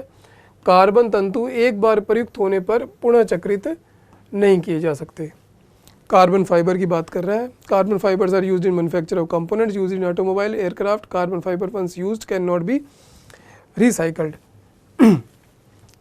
ये सब ने पढ़ा होगा, कार्बन फाइबर वगैरह पूरा पढ़ाया जाता है। कार्बन फाइबर एक पॉलीमर है जिसकी माइक्रोमीटर तक वो है 5 से 10 माइक्रोमीटर। कार्बन, ग्रेफाइट, ग्रेफीन बहुत न्यूज़ में रहते हैं। उसके बाद उससे नैनो स्तर पर चले जाएँ तो कार्बन नैनो ट्यूब, इन सब की बात होती है। तो कार्बन फाइबर क्या है? बहुत स्ट्रॉन्ग है, वेरी स्ट्रॉन्ग, बहुत लाइट है, बहुत टेंसाइल है, बहुत लचक है इसके अंदर, ठीक है। ये सारी चीज़ें हैं। हीट रेजिस्टेंट है, जल्दी से गर्म नहीं हो सकता, ये सारी प्रॉपर्टीज़ पढ़ाई जाती हैं। तो कार्बन फाइबर से यूज इन मैन्युफैक्चर ऑफ, जब ऐसी अच्छी चीज़ होगी किसी के अंदर, किसी फाइबर के अंदर, इस फाइबर को बहुत पतले होते हैं, बनाया जाता है, उसमें रेजिन वगैरह मिलाकर एक पूरा क्लोथ बनाना है, क्या बनाना है उसके हिसाब से बना लिया जाता है। और क्या है, ये कहाँ यूज़ होगा फिर? इतना अच्छा हो जाएगा तो ऑटोमोबाइल में यूज़ होगा, एयरक्राफ्ट में यूज़ होगा, मिलिट्री में यूज़ हो जाएगा, धीरे धीरे स्पेस वगैरह के जो सारा सिस्टम है उसमें भी यूज़ होने लगे, क्योंकि बहुत स्ट्रॉन्ग है, बहुत लाइट है। जितना लाइट और स्ट्रॉन्ग होगा उतना ही अच्छा रहेगा, क्योंकि वो यूज़ करना आसान है, उसकी ड्यूरेबिलिटी और क्या है, स्ट्रॉन्ग बहुत है, टेंसाइल बहुत है। तो ये पहली स्टेटमेंट तो ये ठीक है। दूसरी है carbon fibres once used can not be recycled. तो ऐसा नहीं है। कार्बन फाइबर क्या है, अब पूरा सिस्टम किस तरफ चल रहा है कि कार्बन की जो प्रेजेंस है, जो एनवायरनमेंट है, वो कम की जाए, तभी तो डीकार्बनाइजेशन होगा ना इकॉनमी का या पूरे विश्व का। अगर ये रिसाइकल की तरफ नहीं जाएगा तो इसको प्रमोट नहीं किया जाएगा। अगर हम मान लें कि ये रिसाइकल नहीं हो सकता, कैन नॉट बी रिसाइकल्ड, तो आज के समय में इसको प्रमोट ना किया जाए, लेकिन इसको प्रमोट किया जा रहा है, इसको बढ़ावा दिया जा रहा है। बढ़ावा दिया जा रहा है, इसका मतलब है रिसाइकल होगा ये, और रिसाइकल होता भी है। कई सारे प्रोसेस हैं, पायरोलिसिस, एक ये है, एक दो और हैं, ठीक है, वो तो अब हम पूरे साल पढ़ेंगे ही उसको। तो उस प्रकार से carbon fibre once used can be recycled होता है। दूसरी स्टेटमेंट इसकी गलत है, 1। तो क्या पूछ रहा है? Statement given is are correct पूछ रहा है, 1 ओनली, यही इसका आंसर है।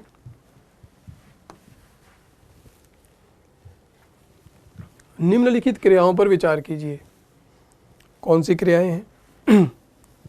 Detection of car crash कल्यूजन which result in the deployment of air bag almost instantaneously.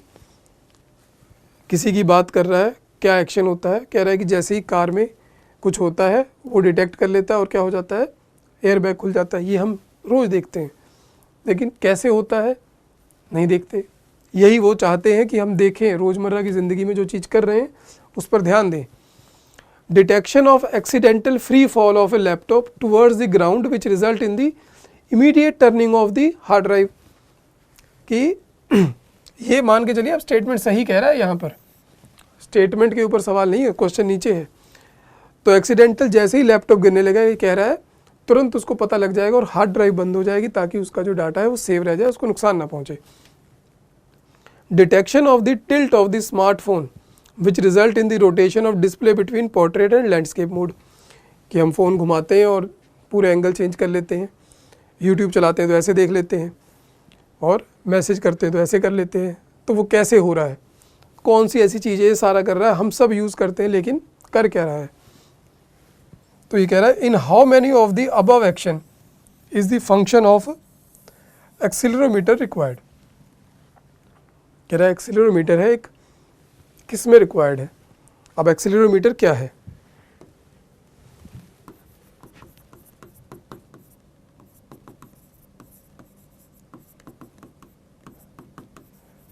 Acceleration देखेगा, जो एक्सेलरेशन को देखेगा वही होगा, एक्सेलरोमीटर ही देखेगा उसे। तो क्या देखेगा एक्सेलरेशन में? एक्सेलरेशन और स्पीड में क्या फ़र्क है? ये सब बेसिक है, ठीक है। एक्सेलरेशन क्या है कि change in velocity, change in speed.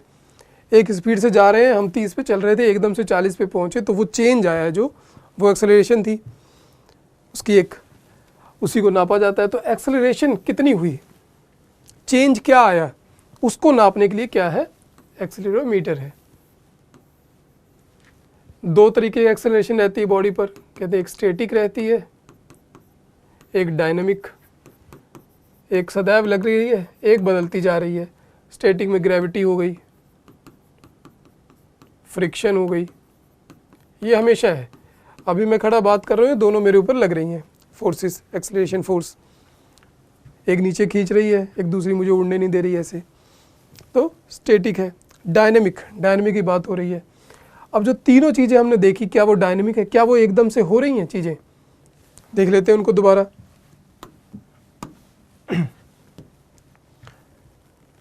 Car जब क्रैश होती है तो ऐसा तो नहीं है कि बिल्कुल किसी को दिखता नहीं, ब्रेक तो लगता ही है।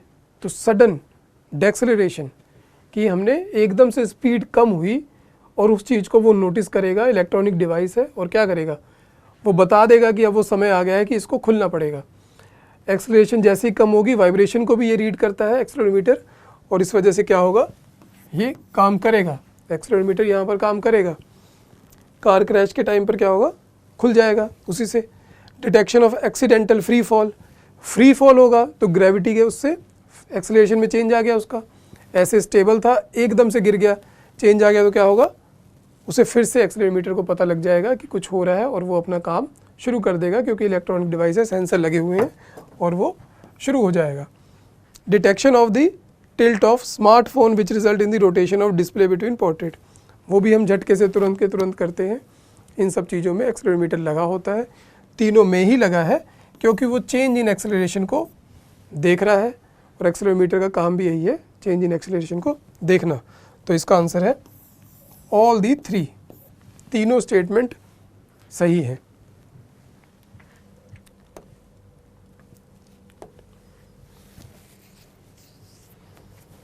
चलिए, ये थोड़ा क्वेश्चन है।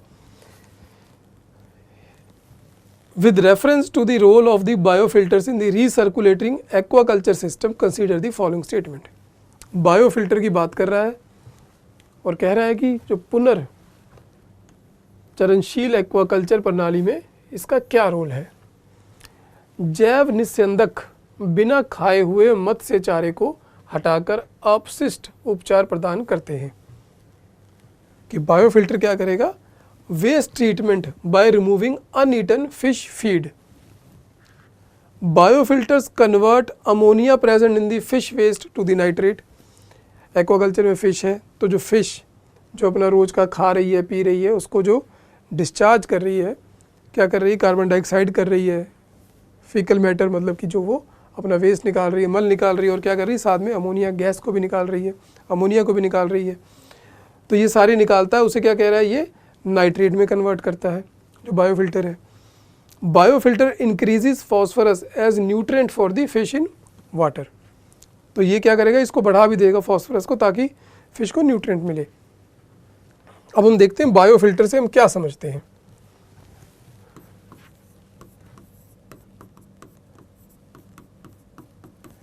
इसमें एक शब्द है बायो। बायो का मतलब है कोई ऐसी चीज़ जरूर होगी इस फिल्टर में, क्योंकि फिल्टर तो कुछ भी हो सकता है, हम किसी भी चीज़ से छान लेते हैं, चाय छानते हैं, वो फिल्टर है, लेकिन वो बायो फिल्टर नहीं है, है ना। बायो फिल्टर का मतलब उसमें कुछ ना कुछ एक ऑर्गेनिज्म होना चाहिए, बायोलॉजी से जुड़ा होगा। और ऐसे फिल्टर जितने होते हैं वहाँ पर कोई बड़े बड़े जीव जंतु तो बैठाए नहीं जाएंगे, छोटे छोटे होंगे। छोटे में क्या होगा, बैक्टीरिया होंगे। तो बैक्टीरिया, उस फिल्टर के ऊपर बैक्टीरिया होने चाहिए जो कि अपना काम करेंगे, तो बायोफिल्टर होगा। अब पहला ऑप्शन क्या है, इसमें बहुत कन्फ्यूज़न है। लेकिन अगर हम देखें तो बायोफिल्टर क्या करेगा, waste treatment by removing uneaten fish feed. Aquaculture में फिश फीड को डाला गया, छोटे छोटे टुकड़े डाले गए कि उनके खाने के लिए, काफ़ी बड़े बड़े हैं। जो एक्वाकल्चर सिस्टम उसमें पहले मैकेनिकल फ़िल्टर लगाया जहाँ पर कोई बायोफिल्टर नहीं है, बायोलॉजिकल ऑर्गेनिज्म नहीं है, आगे जाकर बायोफिल्टर आता है। तो मैकेनिकल फ़िल्टर ही इसे अनईटन फिश फीड है जो उसे निकाल लेगा। उसके लिए किसी भी बायोफिल्टर की आवश्यकता नहीं है, किसी बैक्टीरिया की ज़रूरत नहीं है इसको फिल्टर करने के लिए, वेस्ट ट्रीटमेंट के लिए, रिमूविंग अनईटन फिश फीड को। तो ये स्टेटमेंट नहीं ठीक है, इस पर बहुत विवाद है कि बायोफिल्टर करता है। बायोफिल्टर नहीं करेगा। क्यों नहीं करेगा? क्योंकि बायोफिल्टर क्या है, मोस्टली नाइट्रिफिकेशन के लिए,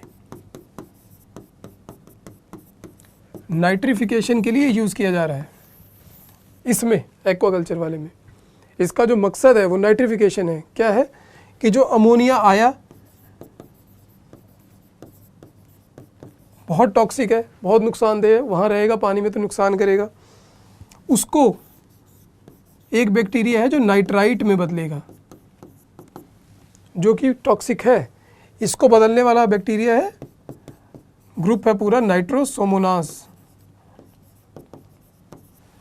और नाइट्राइट को फिर बदलेगा नाइट्रेट में, जो बैक्टीरिया है नाइट्रोबैक्टर फैमिली।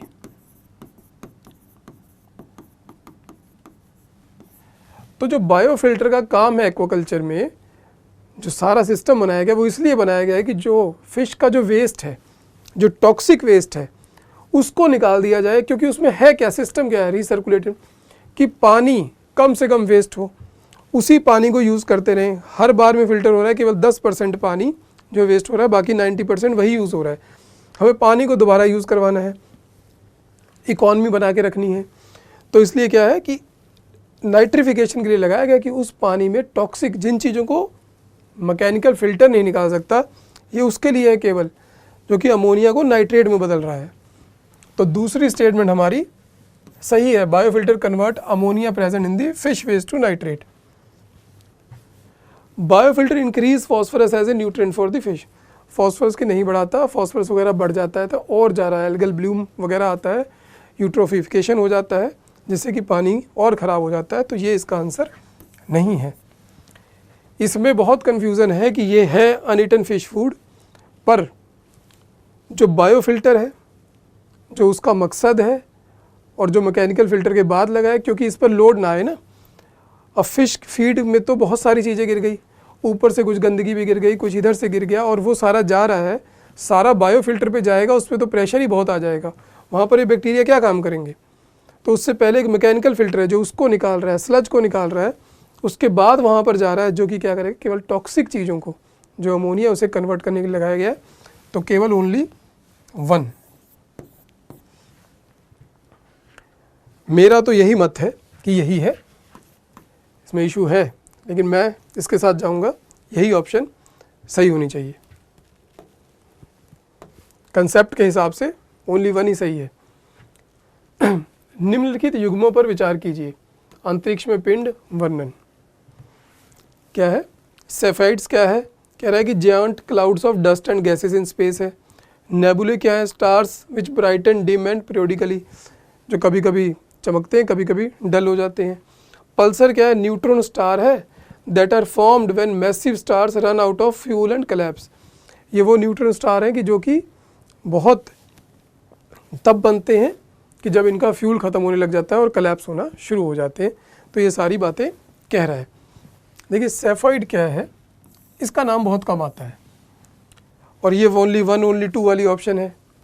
लेकिन नेबुला बहुत आता है।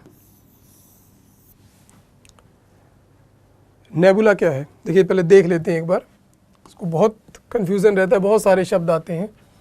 एक स्टार है, खूब काम कर रहा है, सन को ही मान लेते हैं, पूरा अभी अपने जवानी पर है, खूब फ्यूजन हो रही, खूब एनर्जी वहाँ पर निकल रही। लेकिन एक ऐसा समय आ सकता है, वो आएगा, पता नहीं कब आएगा, जब वो मरने लगेगा जब उसके पास फ्यूज़न के लिए हाइड्रोजन नहीं रह जाएगा, तो क्या होगा? तो वो डाइंग होगा, मरने लगेगा। और जब बिल्कुल मरने लगेगा तो क्या होगा? पहले शुरुआत में उसके बाहर वाला हिस्सा उड़ता जाएगा, छोटा होता जाएगा ताकि थोड़े हिस्से को संभाल ले। तो जो वो डाइंग का थोड़ा हिस्सा बच रहा है, जिसका ऊपर वाला चला गया है, वो है न्यूट्रॉन स्टार। कि पहले इतना बड़ा था, अब इतना हिस्सा इसका बाहर वाला सारा खत्म हो गया, धीरे धीरे शेड ऑफ कर दिया अपना, थोड़ा संभाल ले और छोटा रह गया है। यह है न्यूट्रॉन स्टार, ठीक है, ये वाला। अब वो इससे भी अलग हो गया कि अब वो बच ही नहीं सकता, एक्सप्लोड ही करेगा, उतनी भी नहीं रहेगी, एक्सप्लोड करेगा, आवाज़ आएगी बहुत तेज। जो एक्सप्लोजन है, जो एक्सप्लोजन सिस्टम है पूरा, जो एक्सप्लोजन होना, वो है सुपरनोवा। और जो एक्सप्लोजन के बाद जो धुआं धुआं सा रह जाएगा, वो धुआं धुआं क्या है? गैस एंड डस्ट है, जो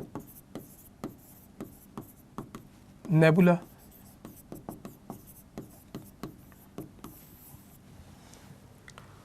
और जो ये न्यूट्रॉन स्टार है, ये छोटा हो गया है, अब इसके आसपास पूरी मैग्नेटिक इलेक्ट्रिक फील्ड हो गई है, तो ये क्या है? चमकता भी है दोनों पोल की तरफ से, इधर से भी लाइट, इधर से भी, और बहुत तेज मूवमेंट है। छोटा होने की वजह से, साइज़ कम होने की वजह से और मैग्नेटिक फील्ड क्रिएट होने की वजह से बहुत तेज़ घूमता है, यहाँ तक कि 700 बार घूम सकता है रोटेट 1 सेकंड में। सोचिए कितनी तेज़ स्पीड है। और ये इतना छोटा नहीं है जितना आप समझ रहे हैं। तो ये क्या करता है? रोशनी छोड़ता है, तो इसे कहते हैं पल्सर्स।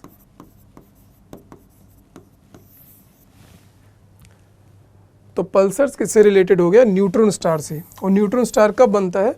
जब उसके पास जो फ्यूल है उसको मेंटेन करने ख़त्म होने लगता है, वो अपने बाहर वाले हिस्से को छोड़ता रहता है, उसे कहते हैं न्यूट्रॉन स्टार।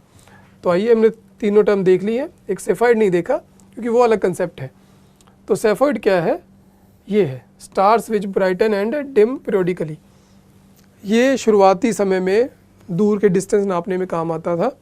सेफाइड है, ऐसे ऐसे स्टार हैं जो कि कभी छोटे होते हैं, कभी दूर चले जाते हैं, उनका अलग कंसेप्ट है। तो ये वो है। लेकिन जिसे पता होगा कि giant clouds of dust and gas in space क्या है, नेबुला, उसे ये भी पता है कि ये गलत हो गया, इतना रूल आउट तो होगा ही। और जब ये है तो ये नहीं हो सकता, क्योंकि नेबुला तो एक बेसिक है, ये पता होना तो ज़रूरी था। तो ये दो तो निकल गए आसानी से। अब बताती है पल्सर पे, वो मैंने अभी समझा दिया है। ये पढ़ा होगा तो पता होगा, नहीं पढ़ा होगा तो मुश्किल हो जाएगा बताना, रूल आउट करना मुश्किल हो जाएगा। तो पल्सर जो है न्यूट्रॉन स्टार है, that are formed when massive stars run out of the fuel and collapse. तो ये जो पॉइंट है ये सही है, तो ओनली वन इसमें सही है। How many of the above pairs are correctly matched. इस बार उन्होंने नॉट करेक्टली मैच्ड कम पूछा है ऐसे, क्योंकि ओनली 1 2 में ही बहुत उलझा रखा है, उससे ही दिमाग नहीं निकलेगा तो आगे कैसे जाएगा। निम्नलिखित देशों में से किस एक के पास अपनी उपग्रह मार्गदर्शन नेविगेशन प्रणाली है? बहुत आसान था। चाइना के पास है अपनी बाइडियू करके, भारत के पास है ही नाविक करके, यूरोप के पास गैलीलियो, रशिया के पास ग्लोनास और यूएस के पास जीपीएस है ही सबके पास। और ऑस्ट्रेलिया कनाडा इनके पास कहाँ से? एक जापान ही है जिसके पास अपनी है, QZSS करके ऐसे करके है। तो इनमें से सिर्फ एक ही देश है जिसके पास है, जापान, बाकी सारे ये दूसरे देश हैं। तो ये सिंपल क्वेश्चन था, इसका आंसर है जापान। चलिए अगला question. Ballistic missiles are jet propelled at the subsonic speeds throughout their flights while cruise missile. एक मिनट, फ्रीज, पानी पी। कितनी देर होगी? मेरे ख्याल से 2-4 ही रह गए।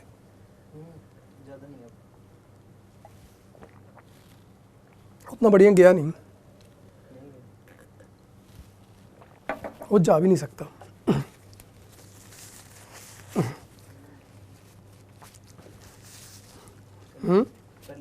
कर रहा हूँ।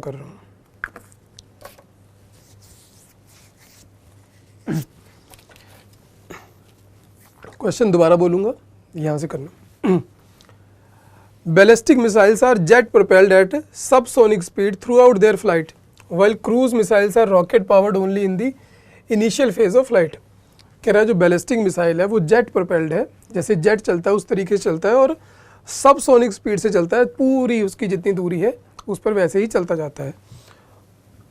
और जो क्रूज मिसाइल है वो रॉकेट पावर्ड है, जैसे रॉकेट चढ़ता है एकदम से ऊपर जाता है रॉकेट, उससे चलता है और इनिशियल फेज ऑफ फ्लाइट में ही काम आता है, उसके बाद वो अपनी गति से जाता है, ये कहना चाह रहा है।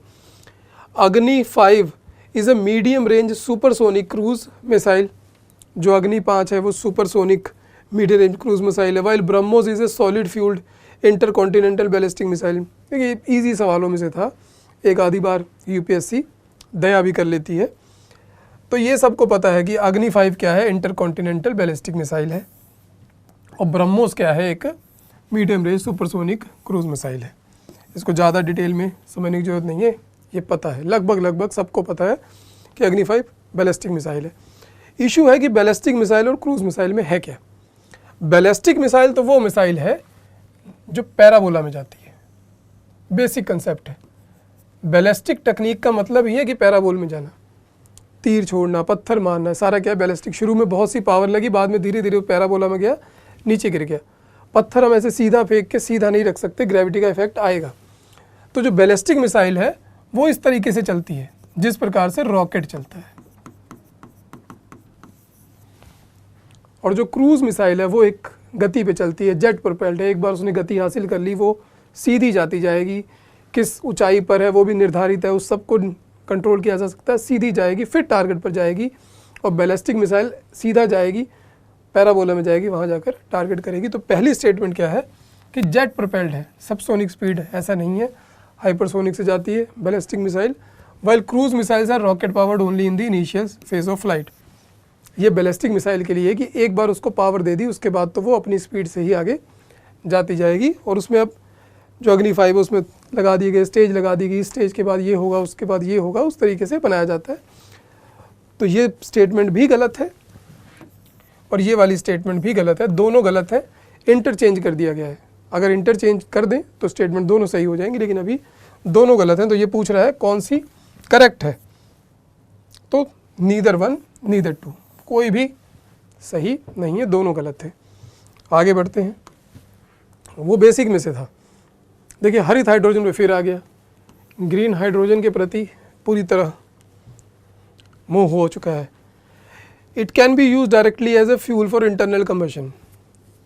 इंजन है यहाँ पर,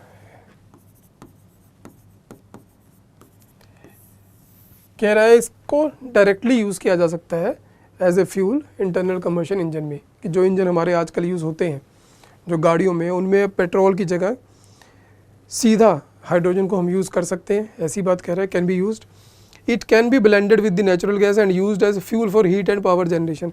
ये हमने वहाँ देख लिया, ये सही है, सरकार ने खुद ही लिख रखा था कि ब्लेंड किया जाएगा नेचुरल गैस के साथ, ताकि क्या हो, डीकार्बनाइजेशन हो, तो ब्लेंड किया जाएगा। ये स्टेटमेंट सही है, इसको पढ़ लिया हमने। It can be used in the hydrogen fuel cell to run vehicles. Green hydrogen, hydrogen की जितनी भी बात होती है सबसे पहले बात ही यही होती है कि हाइड्रोजन फ्यूल सेल में यूज़ करना। हाइड्रोजन फ्यूल सेल क्या है, हाइड्रोजन फ्यूल सेल क्या है, उसमें पूरा वो इलेक्ट्रोलाइजर रहेगा और सेल रहेगा, उसमें एक तरफ से नेगेटिव है एनोड है, पॉजिटिव कैथोड है।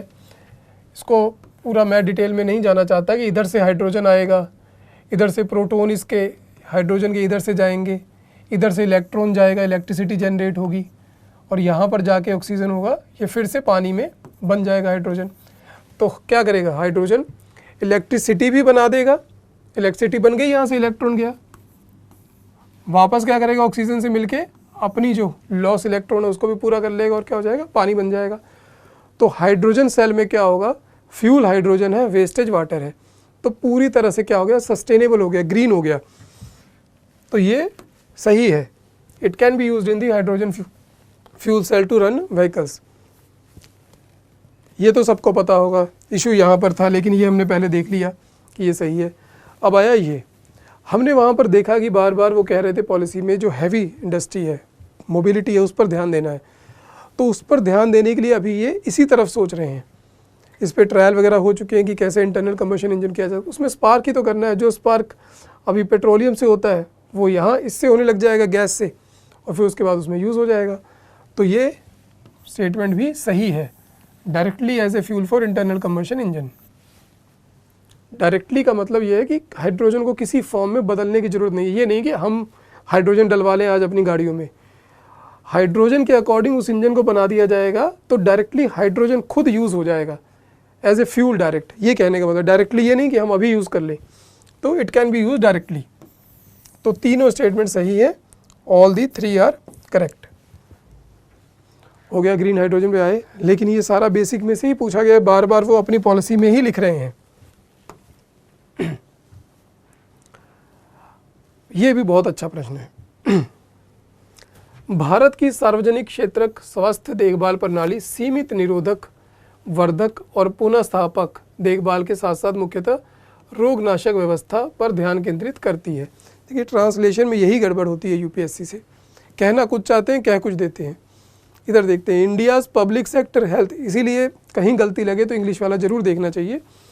India's public sector health care system, public health care system की बात कर रहा है, जो सरकार सिस्टम चलाती है हेल्थ का, जिसमें एम्स हो गया, सरकारी हॉस्पिटल हो गए, लोकल लेवल पर जो सेंटर हो गए, प्राइमरी हेल्थ सेंटर हो गए, उनकी बात हो रही है।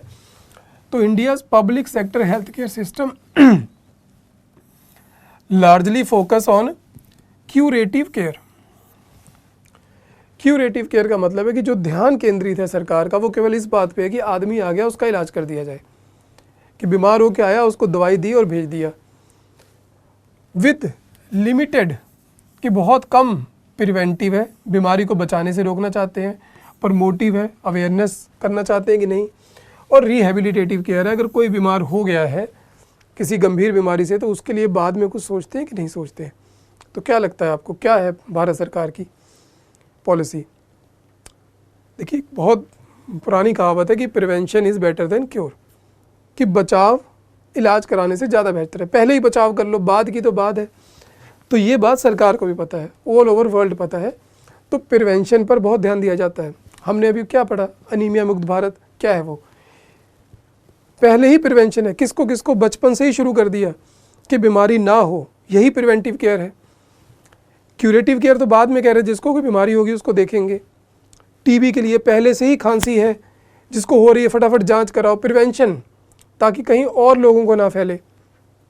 मलेरिया के लिए, हर चीज़ के लिए पहले से ही मच्छरों के ऊपर छिड़काव कर जाना, डीडीटी का छिड़काव कर जाना, क्या है? प्रिवेंशन है। तो प्रिवेंशन पर क्यों नहीं ध्यान है? प्रिवेंशन पर पूरा ध्यान है। तो India's public sector health care largely focus on curative care with limited preventive and promotive rehabilitative care. ये गलत है स्टेटमेंट, लिमिटेड नहीं है, पूरा पूरा ध्यान प्रिवेंशन पे है। डायबिटीज़ ना हो जाए, शुगर ना हो जाए, इसके लिए सब अवेयरनेस चल रही है, दुनिया भर के प्रोग्राम हैं, देखेंगे आप, तो सारे प्रिवेंशन पर हैं। ठीक है, तो ये स्टेटमेंट गलत है। Under India's decentralised approach to health care delivery the states are primary responsible for organising health services. ये पॉलिटी में भी आता है, वैसे कॉमन सेंस भी कहता है कि जो हेल्थ सिस्टम है वो डिसेंट्रलाइज्ड है, हर स्टेट का एक ढांचा बना रखा है कि ऐसे ऐसे होना चाहिए, लेकिन जो वहाँ पर बेसिक सिस्टम चल रहा है, जो अपॉइंटमेंट है, जो डॉक्टर है, जो नर्स है, स्टाफ है, वो सारा कुछ कैसा है, वो सारा स्टेट गवर्नमेंट के अंडर है। तो क्या है, ये स्टेटमेंट सही है। तो इसमें क्या है, which one of the following is correct in respect of above statement. तो पहली गलत है, दूसरी सही है, तो statement 1 is incorrect and correct, D answer है इसका। ये थोड़ा समझ वाला प्रश्न था। ऐसे प्रश्न ठीक है कि ज़्यादा कंफ्यूज भी नहीं कर रहे, बेसिक नॉलेज है तो वो निकाल सकता है। वो ओनली 1, 2, 3, 4 वाले में उसमें ज़्यादा प्रॉब्लम है। तो क्या कह रहा है, संयुक्त राष्ट्र संघ की विश्व जल विकास रिपोर्ट 2020 के अनुसार भारत प्रतिवर्ष विश्व के भौम जल 1/4 से अधिक जल का निष्कर्षण करता है। कि एक रिपोर्ट कह रही है, विश्व जल विकास रिपोर्ट, कि ग्राउंड वाटर जो है उसका जो दोहन है 1/4 पूरे विश्व का, उसका केवल भारत करता है। ये स्टेटमेंट दे रहा है एक, और कह रहा है भारत को अपने राज्य क्षेत्र में रहने वाली विश्व की लगभग 18% जनसंख्या के पेयजल और स्वच्छ आवश्यकताओं को पूरा करने के लिए प्रतिवर्ष विश्व भौम जल के 1/4 से अधिक जल निष्कर्षण करने की ज़रूरत है। वो कह रहा है इसलिए करता है क्योंकि भारत को जो उनकी ड्रिंकिंग वाटर है, जो सैनिटेशन है, उन सब के लिए किस चीज़ की ज़रूरत है? पानी की। और 18% जो पॉपुलेशन उसके लिए भारत को क्या चाहिए? पानी चाहिए, इसीलिए वो करता है, ये बात कह रहा है। तो देखिए पहली रिपोर्ट तो जो है वो रिपोर्ट है, वो आई हुई है, पढ़ी हुई है, तो वो सही है, जिसको पता है वो सही भी है, ये स्टेटमेंट सही है। लेकिन इशू दूसरे में है। क्या है? India needs to extract more water than quarter of the world's ground water. वो कह रहा है कि केवल किस लिए ज़रूरी है? केवल ड्रिंकिंग वाटर के लिए और सैनिटेशन के लिए, इसलिए करता है। नहीं, भारत जितना पानी ग्राउंड वाटर करता है उसका बहुत सारा हिस्सा कहाँ चले जाता है? सिंचाई में, इंडस्ट्री में चला जाता है, जा रहा है ना। केवल ग्राउंड वाटर इस काम में तो नहीं आ रहा, कितने ट्यूबवेल लगे इस काम में आ रहे हैं, इंडस्ट्री में कितना पानी जा रहा है। तो ये कहना चाह रहा है केवल इसी के लिए हो रहा है, दो चीज़ों के लिए, यहाँ पर पेज था। तो ये स्टेटमेंट गलत है। ये एनालिटिकल प्रश्न है, इस तरीके के प्रश्न और बढ़ाने चाहिए उनको, वो ओनली 2 वाले कम करने चाहिए। तो स्टेटमेंट 1 करेक्ट है, 2 इनकरेक्ट है, तो इसका आंसर भी क्या हो गया? डी हो गया। Statement 1 is incorrect, statement 2 is correct. निम्नलिखित में से कौन सा एक देश दशकों से गृह कलह और खाद्य संकट से त्रस्त रहा है तथा हाल के पिछले दिनों में अति गंभीर दुर्भिक्ष के लिए समाचारों में था? बहुत सालों से परेशान है ये देश। सोमालिया इसका आंसर है। फैक्चुअल था, बिल्कुल सिंपल था। तो इसी के साथ साइंस एंड टेक और करंट अफेयर के जो क्वेश्चन थे हमने इसको डिस्कस किया। जितना बेस्ट हो सके, जितने सटीक उत्तर दिए जा सके उतनी कोशिश की गई है। लेकिन उससे भी ज़्यादा जो कोशिश थी वो कोशिश इस बात की है कि जो ये पूरा साल आने वाला है, जिन बच्चों का किसी कारण से नहीं हो पाएगा, इस बार नहीं पढ़ पाए, तो वो इस पूरे साल अपने जो पढ़ने की डायरेक्शन है उसको क्या रखें, किन चीज़ों पर ज़्यादा ध्यान दें, किन चीज़ों पर कम ध्यान दें, उस सब को भी मद्देनज़र में रख के बनाया गया है। और मैं आशा करता हूँ कि आप सबको इससे बहुत फ़ायदा हो, और जिनका अच्छा हुआ है उनके लिए बहुत बहुत शुभकामनाएं, और जिनका नहीं हुआ है अच्छा, उनके लिए आने वाले अगले वर्ष के लिए बहुत सारी ढेरों शुभकामनाएं। इसी के साथ धन्यवाद।